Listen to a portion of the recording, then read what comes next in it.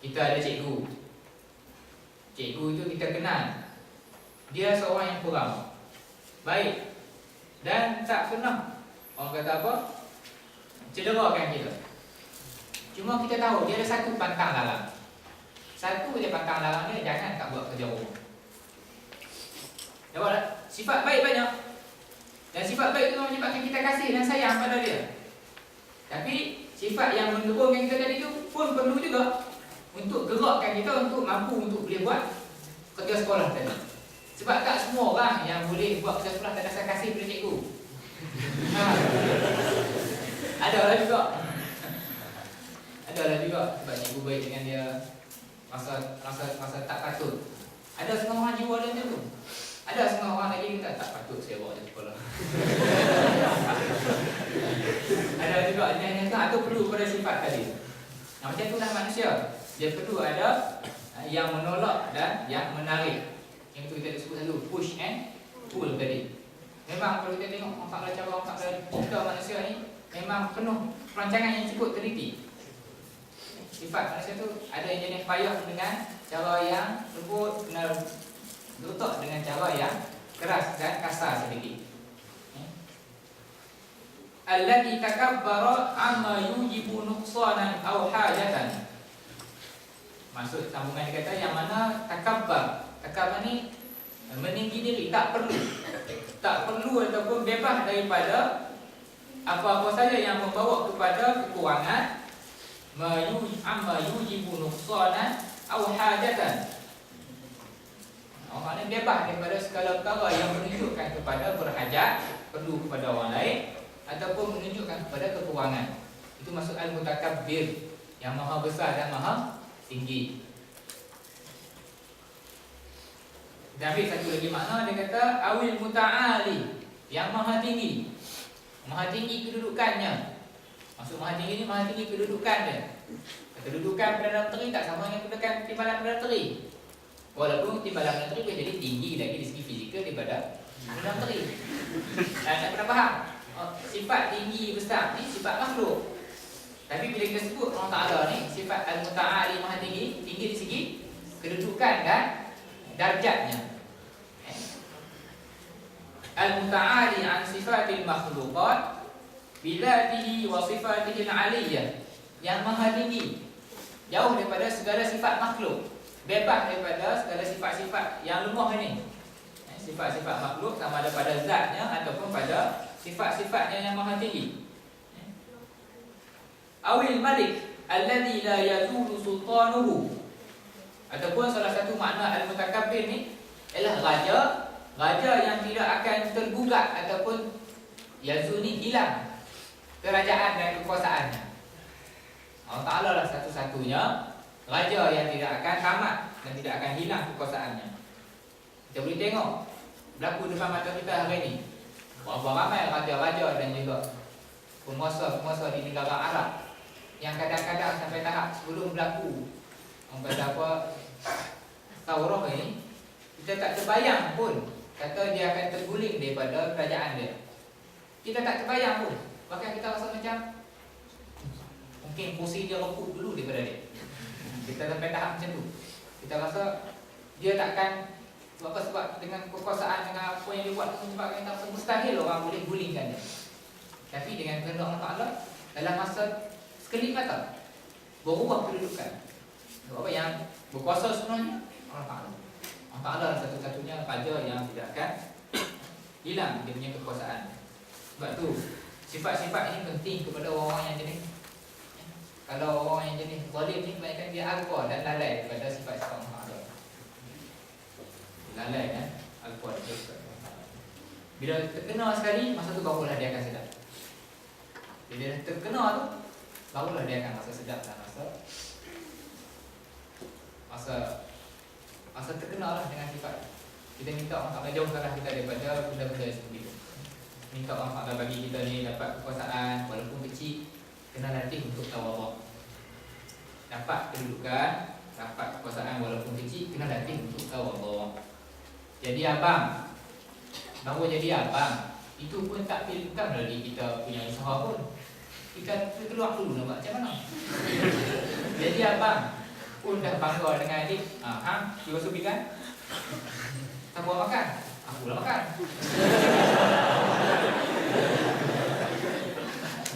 Benda hak yang bau kecil tu pun dah mula. Nampak tak? Jadi kena latih. Makin tinggi dapat pangkat, makin lagi kena tahu. Makin lagi dapat kemuliaan, makin lagi kena tahu. Sebab kalau tak latih untuk merendah diri ni, bila terjatuh situ akan jatuh di tempat tinggi, akan rasa teruk lah sakit. Masa duduk atas tak apa lah. Masa jatuh, baru kita akan rasa teruk dan juga hinaan yang kena. Jadi selesai lah. Selesai untuk sifat al-mutakabbir. Boleh kan? Boleh. Kita sambung sikit. Al-Khaliqu. Al-Khaliq. Al-Khaliq. Ketiga kita berhenti satu dulu lah. Kita berhenti untuk jawab soalan sekejap. Sebelum jawab soalan, takut-takut terlupa. Sifat Allah Ta'ala ni, ataupun nama-nama Allah Ta'ala ni, dia bahagi kepada tiga. Ini saya dapat daripada Fadilatul Syekh Ali Jumaah lah, dalam muhadarah-muhadarah ni. Anak sendiri secara peribadi sangat-sangat berkesan kepada sahabat-sahabat. Siapa-siapa yang mampu faham bahasa Arab, mampu faham bahasa Amin, jangan tinggallah untuk downloadkan video-video Fadilatul Syekh Ali Jumaah. Dan banyak video yang dah ada translation dalam bahasa Inggeris, ada terjemahan dalam bahasa Inggeris. Kalau bahasa Inggeris pun tak tengok juga lagi, tak tahu lah. Kalau Korea tak payah tengok translation pun.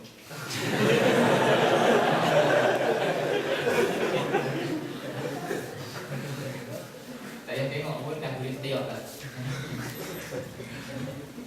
Jangan sia-siakan. Dia antara orang yang, bagi saya, antara orang alim yang boleh terangkan Islam dengan cara yang mudah, yang boleh terang isu-isu semasa, yang bagaimana Islam selesaikan isu-isu semasa itu dengan cara kita rasa puas hati, dengan keilmuan dan kealiman. Jangan sia-siakanlah. Tumpang tokoh-tokoh ni masih hidup. Jangan sia-siakan peluang. Disebut pembahagian nama Allah Ta'ala ni terbagi kepada tiga. Satu, masuk kategori Al-Jamal. Sifatul Al-Jamal. Sifat-sifat yang jamal. Maksud jamal ni sifat-sifat yang cantik. Sifat-sifat yang cantik. Yang mana sifat-sifat yang cantik ini, bila kita faham dan kenal, dia akan makin mendekatkan dan makin menyebabkan kita rasa cinta kepada Allah Ta'ala. Sifat Ar-Rahman, Ar-Rahim, Al-Razzaq, Al-Muhaimin. Sifat-sifat pemurah, penyayang, Al-Ghafur, Al-Ghaffar, As-Sattar, yang Maha Pengampun. Sifat-sifat ini menyebabkan kita rasa makin dekat dan rasa makin cinta dan kasih kepada Allah Ta'ala. Ini disebut sifatul jamal. Sifat-sifat yang cantik. Boleh? Sifat yang kedua disebut sifatul jalal. Sifat-sifat al-jalal ni sifat-sifat yang hebat dan menunjukkan kepada keagungan dan ketinggian.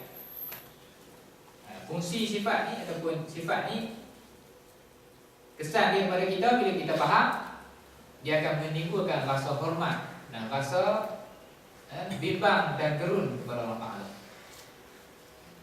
Dia akan timbulkan rasa menghormati, rasa kita ni hamba dan rasa Allah Ta'ala itu Tuhan. Menyebabkan kita rasa bersedia untuk patuh dan betul-betul rasa hamba dalam diri kita ni. Sebab hebatnya sifat Allah Ta'ala. Contoh tadi sifat Al-Malik, yang Maha Berkuasa, yang Maha Raja. Al-Jabbar, Al-Mutakabbir, Al-Aziz. Sifat-sifat ni bila kita dengar, bila kita faham, kita akan rasa takut dan kita akan rasa gerun kepada Allah Ta'ala. Ada lagi satu sifat disebut sifatul kamal. Al-Jalal, Al-Jamal, Wal-Jalal, Wal-Kamal. Kamal ini sifat-sifat yang jenis dia ada partner dia. An-Nafi'ud Dhar, yang maha bagi manfaat dan juga yang maha bagi mudarat. Sifat-sifat ni tak boleh dipisahkan. Dia tak boleh sebut satu je. Allah Ta'ala boleh saya An-Nafi'. An-Nafi' boleh, cuma tak boleh sebut Ad-Dhar saja, tak boleh sebut. Sebab apa? Sebab dia seakan-akan menunjukkan Allah Ta'ala ni kira nak bagi mudarat saja. Tak. Kenapa? Sebab sifat tu dia datang akan berpartner. Allah Ta'ala yang bagi mudarat, Allah Ta'ala juga yang bagi manfaat. Ini sempurna. Sifat yang menunjukkan kepada kesempurnaan. Semua sifat tunjuk pada kesempurnaan belakang. Cuma yang ni dia guna nama khas lah untuk sifat-sifat yang ada dua ni. Okey. Sifat al-jamal yang perlu kita buat apa? Sebagai hamba, faham, menghayati dan juga cuba bersifat dengan sifat al-jamal dia. Yang dituntut daripada hamba ni, sifat al-jamal, kita sendiri dituntut untuk cuba bersifat dengan sifat itu. Maksudnya belajar daripada sifat itu. Kita belajar Allah Ta'ala ni Maha Penyayang, maka kita pun kena jadi, sambil-sambil sama-sama kita ni kena jadi orang yang penyayang. Sebab sifat ni sifat yang cantik. Disebut sebab tu sifat al-jamal litakhalluq, untuk kita jadikan juga sebagai akhlak kita. Al-Ghafur, yang Maha Pengampun. Kita pun kena ambil Allah Ta'ala boleh ampunkan dosa orang ni, dosa hamba-hamba dia. Takkanlah kita nak jadi orang yang tak boleh memaafkan sama-sama kawan-kawan kita. Kena cuba untuk berakhlak dengan sifat-sifat yang cantik ini tadi. Sifat al-jalal dan kamal tadi dia kata dita'alluqu biha, untuk kita bergantung kepada sifat-sifat tadi. Kita tahu Allah Ta'ala ni Maha Al-Aziz, maka kita akan bergantung dengan sifat Allah Ta'ala tadi. Kita akan berpegang dan berharap dengan sifat tadi. Sebab kita lemah, maka kita akan bergantung dengan sifat Allah Ta'ala. Begitu juga dia kata sifat al-jalal dengan al-kamal ni, supaya kita bersifat dengan yang sebaliknya. Apa maksud dia? Bila kita dengar Allah Ta'ala tu Al-Aziz, Maha Hebat, maka kita sedarlah kita ni ad-dhaif. Tu cara dia. Nak lengkapkan sifat hamba ni kita ni dengan cara kita bersifat dengan sifat yang sebalik, sifat yang jalal dan kamal tadi. Allah Ta'ala bersifat dengan al-mutakabbir, Maha tinggi, maka kita sedarlah kita ni yang maha kecil dan yang sangat-sangat kecil dan hina. Allah Ta'ala ni Maha kaya, al-ghani, maka kita kena sedar bahawa kita ni al-faqir. Itu cara kita nak jadikan sifat-sifat tadi berkesan dalam diri dan jiwa kita. Itu sebelum kita keluar. Ikutlah setakat ini dulu untuk yang minta bawa tu. Kita tengok soalan. Ada soalan apa yang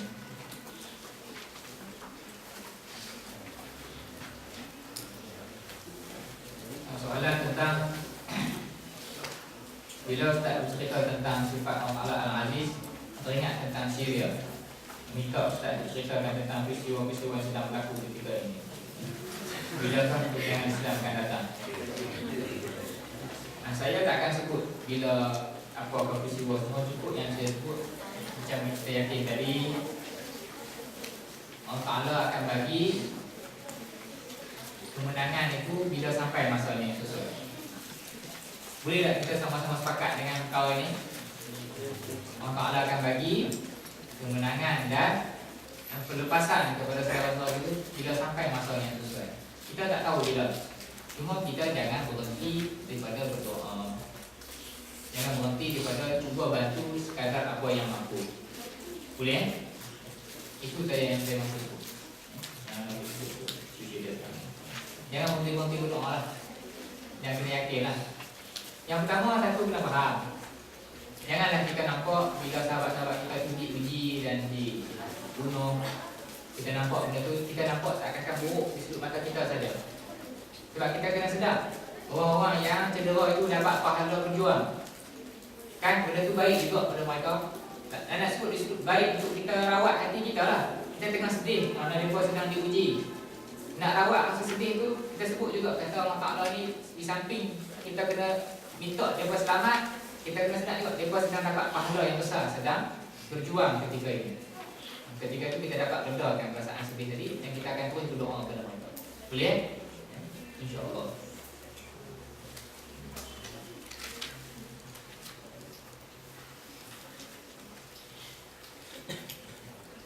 Adakah semua sifat-sifat yang ada pada manusia seperti sayang, marah, baik hati, cemburu, bongkok dan sebagainya adalah sifat-sifat Allah yang diberi kepada hamba-Nya? Kena faham. Yang pertama kita kena faham sifat makhluk tak sama langsung dengan sifat Allah. Ini kena faham lah menjelaskan isu ni kan. Cuma sifat-sifat yang Allah Ta'ala bagi itu sifat-sifat manusia lah. Jadi kita tak boleh sebut lah segala sifat yang ada pada manusia ni sifat-sifat yang ada pada Allah. Jauh sama sekali lah. Cuma nak boleh sebut kata nak nampakkan, nak bagi kita faham kata sifat tu sifat manusia lah. Setakat tu dah saya boleh sebut. Sifat yang kita faham cukup anda boleh sebut setakat yang saya mampu sebut ni. Sifat manusia tidak sama langsung dengan sifat Allah. Allah Ta'ala cipta kita dengan ilmu Allah Ta'ala, Allah Ta'ala bagi jadi macam tu. Wallahu ta'ala a'lam.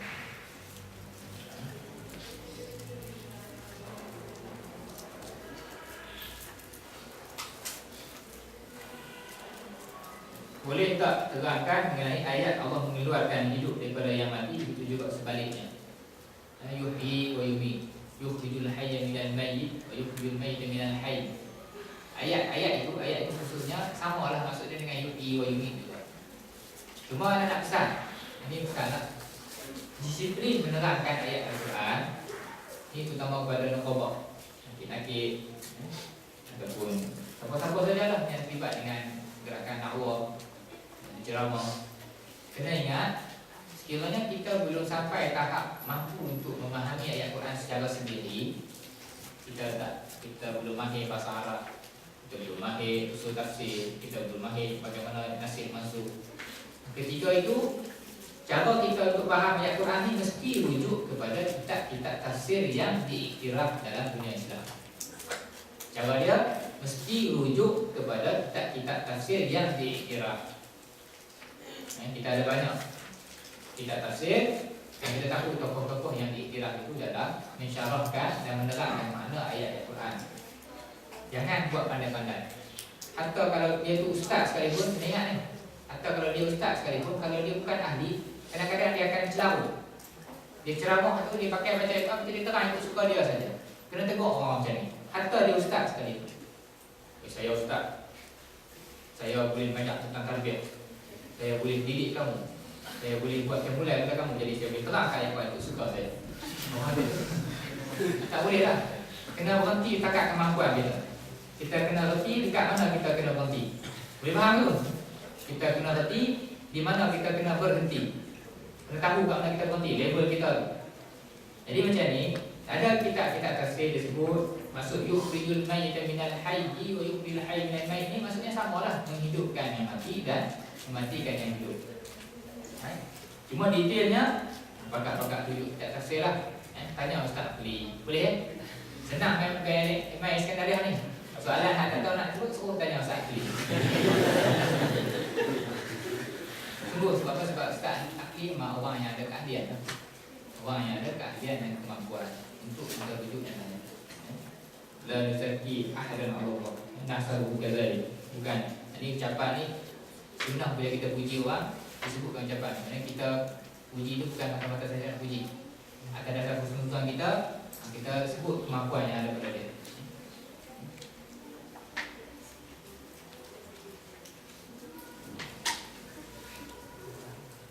Minta tolong Ustaz terangkan tentang kejadian Nabi Adam yang Allah meniupkan rohnya. Itu tulisannya sama ya. Kena faham. Kena faham rohnya. Nya kat sini ni, nya NYA ni ruhi. Fa nafakhna fihi min ruhina. Dia tu ayat kan. Kena faham. Dalam bahasa Arab al-idhafah ruhi ataupun ruhina, bukan maksudnya Allah Ta'ala ada roh, Allah Ta'ala masukkan roh Allah Ta'ala dalam badan Nabi Adam. Kena faham. Kalau dalam disiplin bahasa Arab, bila kata nama dinisbahkan kepada Allah Ta'ala, dia akan membawa maksud. Contoh, naqati, unta kami. Ada kisah tentang Nabi Allah Saleh dengan unta. Allah Ta'ala sebut ini unta kami. Takkan kita nak sebut unta ni sebahagian daripada Allah Ta'ala. Maksud sini bila kata nama dinisbahkan pada Allah Ta'ala, dekatkan unta kami, roh kami. Maksudnya ciptaan kami, ciptaan aku. Aku campurkan, aku tiupkan roh daripada roh ni ciptaan aku. Jangan duk salah faham. Sebab tu dah sebut tadi, ayat Quran, hadis Nabi kena faham melalui kefahaman para ulama yang diambil bersambung sampai kepada salafus soleh. Bukan boleh syarah ikut dan hang lah. Ni nak marah ni. Bukan untuk orang tanya ni. Anda tahu dia tanya ni sebab dia dengar orang tersebut. Golongan-golongan ni dia tak ada disiplin pun, dia tak ada kemahiran dan tak ada alat pun untuk faham ayat Quran dengan betul. Dia boleh buat seruan kata, "Ustaz, saya bercakap dengan Al-Quran dan As-Sunnah." Memanglah siapa pun boleh cakap dia tu. Budak kecil pun boleh cakap, "Aku guna Quran Sunnah, buli duk tangan aku ni."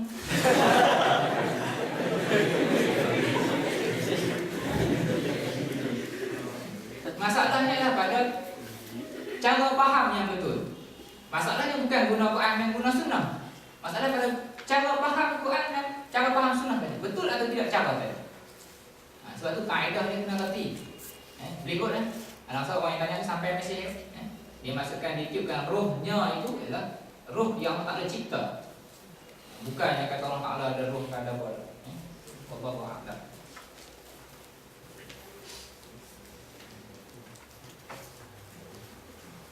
Minta komen tentang nama yang bermaksud hamba Allah, hamba Abdul Rahman, Abdul Rahim. Tapi kita hanya panggil sahabat dengan nama Allah tanpa perkataan Abdu, contoh Rahim saja. Dibenarkan. Dibenarkan. Boleh panggil Rahim, boleh panggil Cuma ada larangan untuk apa? Rahman itu. Allah dengan Rahman. Itu memang ada larangan daripada kita sebut Rahman saja tu kepada orang manusia biasa. Cuma bila digunakan dalam uslub panggilan tak ada masalah. Tak ada masalah. Sebab apa? Sebab kita guna tu kan kita maksudkan dengan makna Allah Ta'ala tadi. Faham Kita panggil kawan kita tadi tu akan itu dah jadikan panggilan kepada dia. Tak ada masalah, bukan kata berdosa pula tak. Cuma kalau yang paling elok panggil lah elok.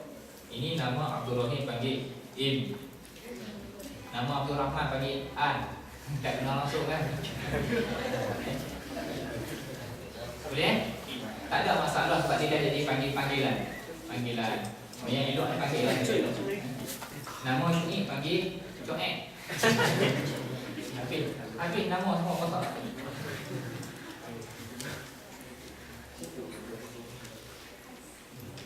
Dia tanya penyusunan atau pengajian Asmaul Husna dibuat oleh Imam Asy'ari atau Al-Maturidi ataupun selain mereka dibuat. Kena faham dalam sejarah Islam yang ajak anda sebut tadi Islam ini sebuah yang pertama prinsip hidup dan pegangan-pegangan hidup yang kita sebut bab al-iman. Bab iman ni bila dikarang dalam buku untuk dipindahkan ke generasi yang seterusnya itu dipanggil bidang itu dipanggil ilmu at-tauhid ataupun ilmu kalam ataupun ilmu iman ataupun ilmu aqidah. Yang dibuat ialah apa yang dibuat oleh Imam Abu Hasan Asy'ari, Abu Mansur Al-Maturidi ini ialah ketika zaman berlaku pertelagahan dan pembalahan ataupun berlaku kekeliruan, Imam Abu Hasan Al-Asy'ari dengan Imam Abu Mansur Al-Maturidi dia pergi himpunkan poin-poin, isi-isi yang ada pada kefahaman para sahabat sebagaimana yang diajak oleh Rasulullah SAW. Bukannya dia buat akidah dia. Faham tak? Ni kena faham ni, disebut ilmiah kena faham. Ni pun sama, jangan duduk dengar ikut dan itu je. Memanglah dia ada pen.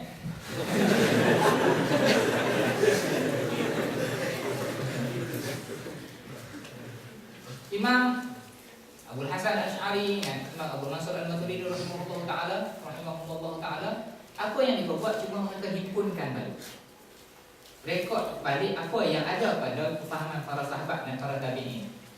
Selepas dihimpun dan dikarang, karangan itu ditunjuk kepada umat Islam semuanya. Para ulama, para pakar dan juga orang yang faham tentang as-sunnah ketika itu semuanya mengiktiraf apa yang mereka himpunkan ini. Sebab zaman itu nama zaman pengkhususan. Ada ulama yang berkhidmat untuk himpun soalan hukum hakam. Ada ulama yang berkhidmat untuk himpun dan susun persoalan cara nak tarbiah jiwa. Kesemuanya ambil daripada mana? Semuanya himpun ambil daripada apa yang ada pada zaman sahabat dan tabi'in. sebagaimana yang diajar Rasulullah SAW, dan asingkan daripada perkara yang telah timbul salah faham dan kefahaman yang salah, tolak tepi yang salah. Jadi dihimpunkan akidah yang bagaimana yang diajar oleh Rasulullah dalam satu tulisan yang khusus. Itu yang dibuat oleh tokoh-tokoh ini. Sebab tu disebut akidah Al-Asy'ariyah. Sebab tu disebut akidah Al-Maturidiyah. Dia kata tuan nak ikut akidah salafus soleh, tuan nak ikut akidah Asy'ari, Asy'ari. Kita kata awak dah Pak Long ni bengak. Kita tanya dia balik. Kalau qiraat kita baca Quran, ada orang gila pun sebut tuan nak baca qiraat Kisai ke, tuan nak baca qiraat Nabi. Tahu qiraat? Qiraat 10 tu kita sebut apa? Qiraat Hafs an Hasim an Asim. Qiraat Kisai, qiraat Hamzah. Hamzah kau yang pandai-pandai buat? Kisai kau yang pandai-pandai buat? Apa? Hafs an Asim kau yang pandai-pandai buat? Tak, kita sebut nama mereka sebagai nama tokoh yang menghimpunkan, yang meriwayatkan. Salahkah kita sebut qiraat ini qiraat apa Hafs? Tak salah, sebab semua orang sebut macam tu. Adakah Hafs ni buat qiraat yang bercanggah dengan Nabi ajar? Tidak sama sekali. Macam itulah juga persoalan fiqh Syafi'i, akidah Asy'ariyah, konsep yang sama. Mereka menghimpunkan apa yang diajar oleh Rasulullah kepada para sahabat, cuma dinamakan nama mereka kerana mereka adalah tokoh yang menghimpunkan, tokoh-tokoh yang mengeluarkan pandangan daripada apa yang ijtihad, daripada apa yang wujud ketika itu. Ini yang wujud. Ini bila kita dengar penerangan daripada ahli dia. Sebab tu jangan mudah-mudah untuk senangkan kita nak sesatkan orang lain. Sedangkan tokoh ini berapa puluh kurun diterima dan diiktiraf oleh umat Islam secara seluruhnya. Cukuplah. Anda tak suka sangat bincang masalah khilaf ni, panjang-panjang. Anda akan bagi tahu penerangan setakat yang boleh bagi faham, yang boleh redakan. Boleh?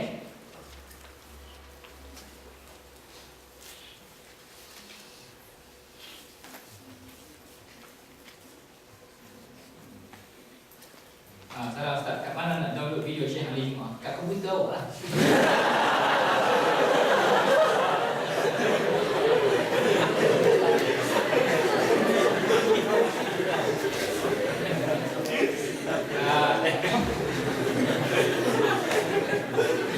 Tolong ingatkan saya, nanti saya bagi link dekat Syahir ke ataupun dekat Akrab. Saya akan bagi link dekat Facebook dia. Boleh ambil di situ. Di YouTube tu memang ada, dia tulis dalam bahasa Inggeris Syekh Ali Gomaa. Takut salah type, nanti nak bagi link. Ada semua video dalam. Cari video-video yang ada apa alih bahasa. Ada alih bahasa dalam bahasa Inggeris.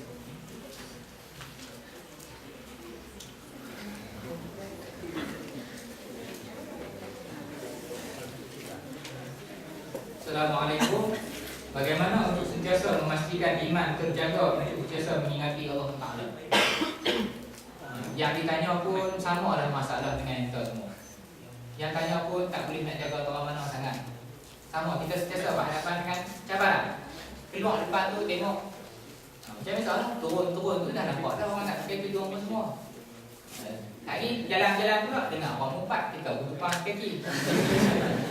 Maksudnya kan kita ucapan yang wujud ni kita dengar kalau yang ni yang jadi ni pegangan kita, al-iman yazidu wa yanqus. Iman ini bertambah dan berkurang. Maksud sini iman ini maksud ketaatan lah. Keyakinan tadi tu iman wujud. Cuma kita nak sebut tahap terang dengan tak terang. Iman ni wujud selagi mana lampu tu masih menyala. Kalau nak buat perbandingan, lampu tu mentol tu ada dan mentol dah masih lagi menyala. Walhamdulillah, bila lampu tu pecah dan lampu tu terpadam, itu kita minta jauh. Itu tandanya dah rosak tu. Yang masalah kita bila kita nak tambah buat dia. Bukan buat siap ni. Tahu buat siap?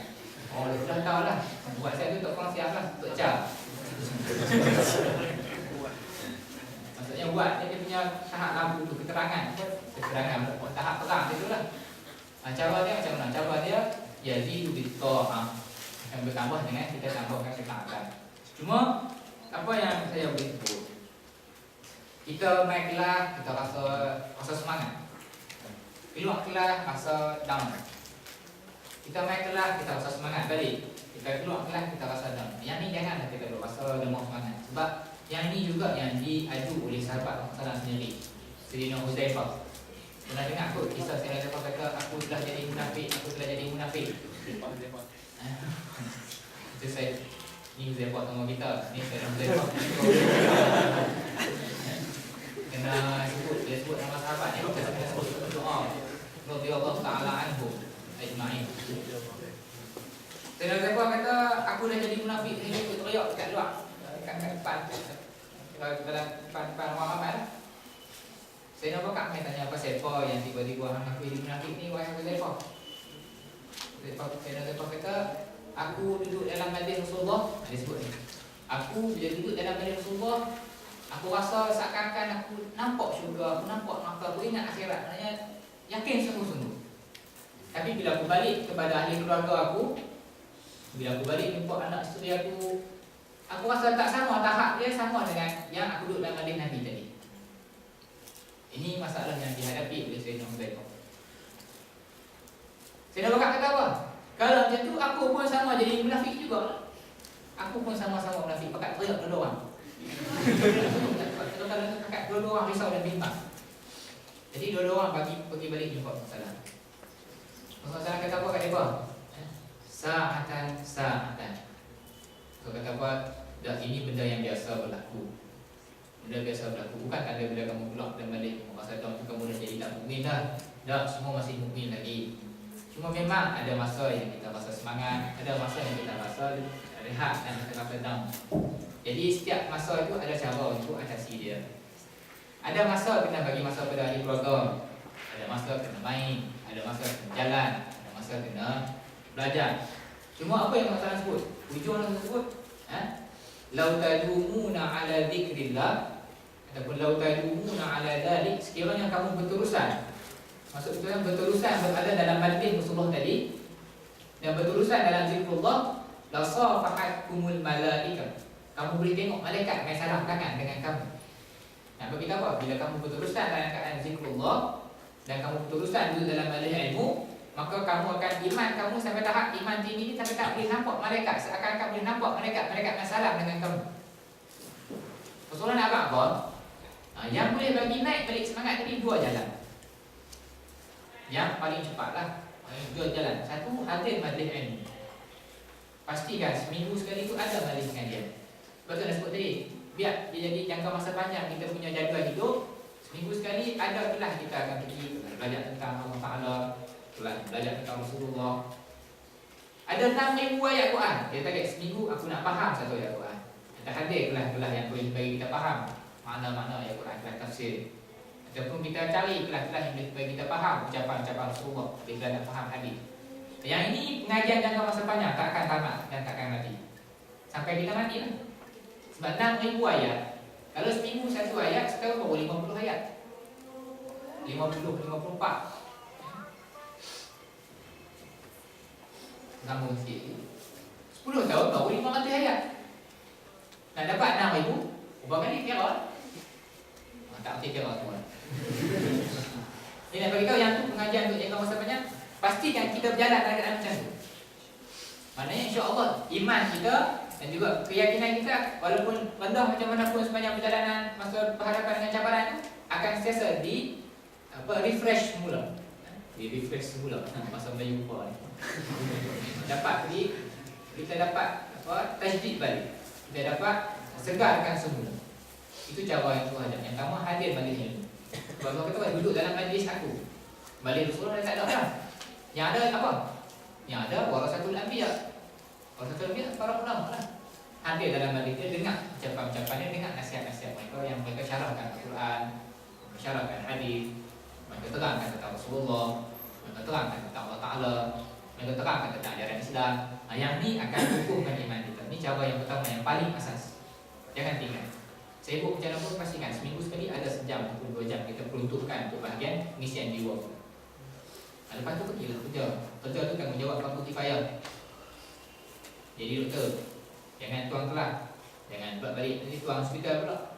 Tuang ni pasal kedah lah, tuang ni maksudnya. Itulah. Yang keduanya zikrullah. Yang keduanya zikrullah. Zikrullah ni baca Quran. ada bahagian harian kita ada baca maksurat, dalam harian kita ada bahagian kita baca Quran, ada bahagian harian kita berselawat